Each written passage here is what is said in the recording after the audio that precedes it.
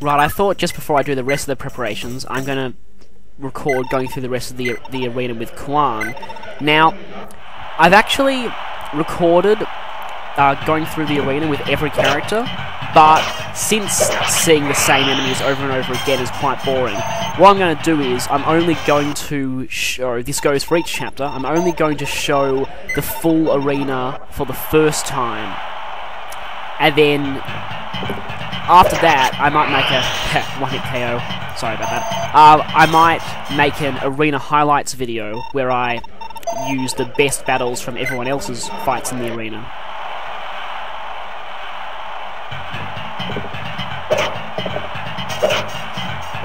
Yeah, Quan does pretty well in this arena too. Probably because he's pre-promoted, but in this game, actually, pre-promotes don't have any disadvantages at all because everyone can go up to level 30, so really they're not missing out on any levels at all. And Kuana's one of the few people who isn't significantly annoyed by this guy because, yeah, he's got a weapon triangle advantage, but that was actually quite annoying still, but yeah, if you're wondering why that guy attacks so much, it's because all sword fighters have the pursuit skill. It's basically a class skill for them, so remember that, because any enemy sword fighter you encounter is going to have pursuit.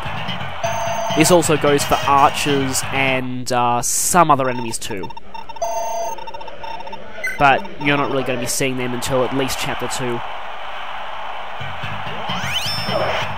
Now, I got really, really lucky in this fight. Normally, Quan just fails against this guy.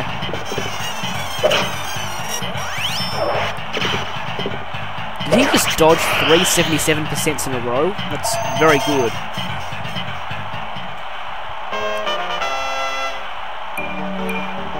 Again, another +2 to HP. Actually, because every type of Holy Blood gives a growth bonus to HP, you find that actually most characters in this game have very good HP, and there are quite a few who can reach the maximum HP stat of 80. But of course, there are actually several enemies who do that too, so... Ah, great shield. This was actually very close.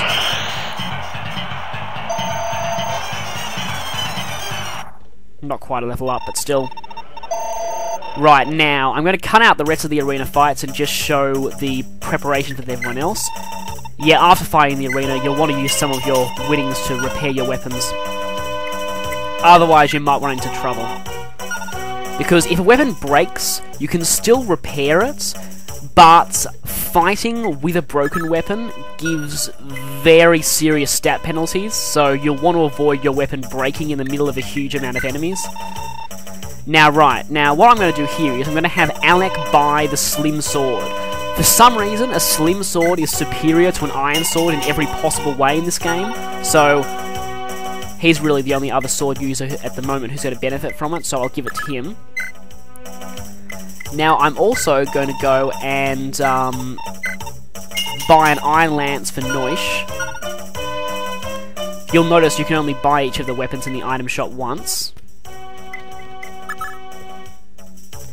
And, well, okay, yeah, since Sigurd's got a silver sword now, he really doesn't need his steel sword or iron lance anyway, because in this game you're generally better off, if you've got a sword as good as a silver one, you're better off using a sword rather than a lance in most cases, even if you do have weapon triangle advantage. So Alec's going to go and buy that iron lance, just so I've got both my cavaliers with lances and swords.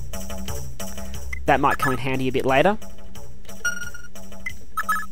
And Alec got really lucky with some level ups, but yeah. Of course, you'll want to have Lex buy the steel axe because, well, he's just about the only guy who can use it at this point.